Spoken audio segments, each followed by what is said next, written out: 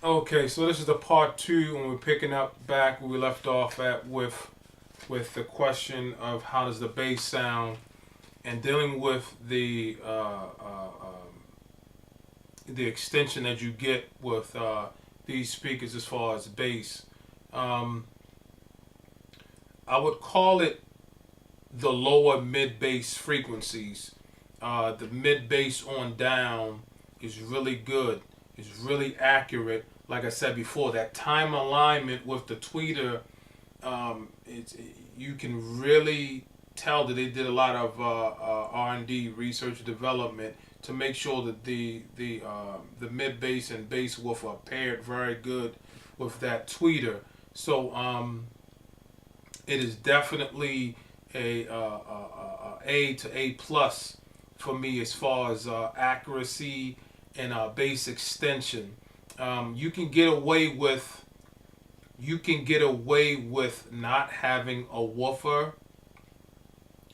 You know, if you aren't doing a lot of EDM or hip hop or things that require a lot of lower bass registries, you may be able to get away with that. Which brings me to the third and final question we have for today is do you need a sub?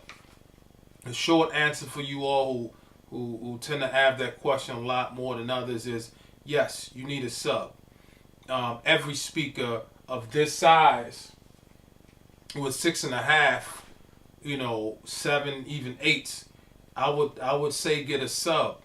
As you become more in tune with your speakers, and as you play with your frequencies in the computer on your equipment, and you start to play with those subharmonic frequencies, you'd fare a lot better, having a sub, because that sub, will work with a lot more ease, you know, simply because of the physics of size, So I would say, definitely get a sub. And as you know, I have the Focal sub B, which I'll do another review on that as far as how does it sound. Um, immediate. It's immediate. There is no question that a sub adds that feeling, that register that you just can't get with these speakers, even if they were floor standing. If you see a lot of places that have like the B&Ws, big speakers or whatever, they always have subs, dedicated subs, and there's a reason for that. There is just something down there, and I'm familiar with that something, but just in general, there's a something down there that you just won't get from a speaker that may be sitting on speaker stands.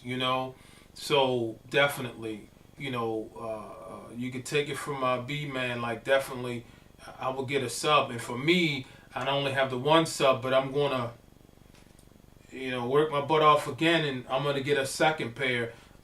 Specifically for the fact of the standing waves and the comb filtering that happens with sub frequencies in smaller rooms, amid the smaller rooms where you have those standing waves, and also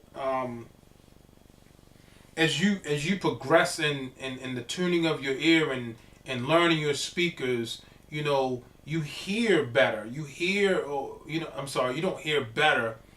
You are able to pick up articulations or things in your room better. So for me, having another sub is not just for more bass, but to have the stereo left and right, where there is something down there in terms of musicality that you will hear with two subs. The separation and all of those things. So yeah, like I said, I'm gonna do a review in reference to the sub, but also at the point where I get another sub, which means I'm gonna have to work another 1,000 hours of overtime. So and final, and if I still have time, and final, um, my final thoughts would be like the issue that I'm having with the focals, because they're so revealing and the mids are forward, is the placement of the speakers. If you can see behind me, when I turn around and I'm facing the TV, the monitors here, the bees are firing kind of at a triangle, but I'm playing with placement to determine how much toe in or toe out I'm going to need. So I've been playing around with it, and I also wanted to see what it was like on my desk here.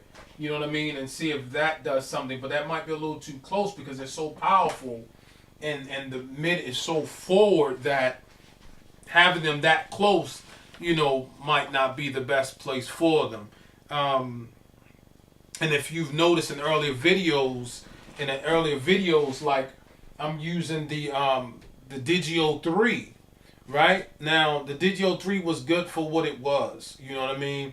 The digital to analog converter. So if a lot of you may not know or realize that the Mac Pro desktop is feeding digitally into the Digio 3, and it's converting that digital signal to audio, which in turn is feeding the speakers, and it's not that good. So even without a dedicated speaker monitoring system, like I'm ordering now, which of course it'll be another video, which I try to, as I get things to explain them or to let you know what I think about them. It was a difference between getting the Crane Sound monitor controller or the Grace Design M905, which is the newer one. I'm just expecting it to be even more amazing with their jitter, with their lower jitter, and just technology that they use in making these digital analog converters so transparent. You get what I'm saying? So I can only imagine how much better they're going to sound with something here that's probably this thing is probably 10, 12 years old. You know what I mean? The digital analog converter, which I'm sure is not great. I mean, on par with something like if you're going to be buying focals, I would tell you this: the second thing, if you get your speakers, the second thing you would want to buy, other than like your pads underneath the speaker, you're gonna want to get you is the best monitor controller that you can get, because there's no point in having these great speakers or these high revealing speakers, but you're transmitting trash to them. So basically, it's making what you give it that much better. But if you're feeding it the best possible conversion, the digital analog conversion that you can, it's amazing. It's a game changer. So, like I said, that's my final thoughts about them. And do I feel like it was a good buy? I could not imagine it being a better buy. So my reviewing opinion is that these speakers are something else. They're some next level speakers. I don't know. The French, they just, I guess, know what they're doing in the realm of music reproduction or research and development. So yeah, till the next video. Definitely a thumbs up on these Focal speakers here. We'll see you next time.